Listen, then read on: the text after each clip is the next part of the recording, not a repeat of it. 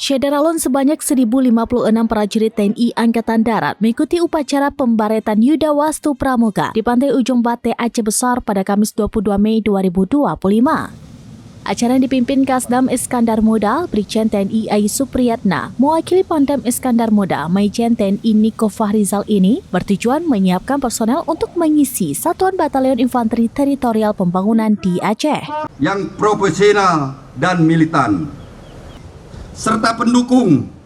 Peserta terdiri dari 386 lulusan Dikjur Baif Dikma TNI Angkatan Darat gelombang 2 tahun 2024 dan 670 lulusan Dikjur Taif Dikmata gelombang 1 tahun 2025. Ribuan keluarga prajurit hadir menyaksikan momen penting tersebut. Selain menjaga pertahanan negara, prajurit ini akan mendukung program pemerintah dalam percepatan swasembada pangan dan penguatan ekonomi masyarakat Aceh. Brigjen Ai Supriyatna menegaskan, para prajurit muda berasal dari putra terbaik Aceh yang siap mengabdi untuk bangsa. Batalion Teritorial Pembangunan dapat maju daerahnya. Harapan batalion yang harus segera bekerja mewujudkan Asas-Cita Presiden. Anda disiapkan di garis depan percepatan swasembada pangan. Acara juga menampilkan demonstrasi taktik pertempuran rawa laut termasuk renang militer dan simulasi penghancuran markas musuh yang disaksikan langsung oleh pengunjung.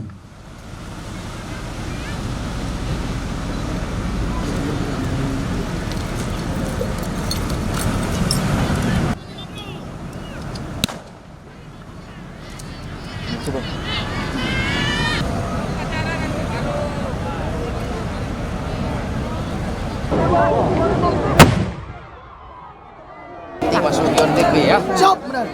Ya. Oh iya. Terima kasih, Muda. Untuk melaksanakan pengarahan.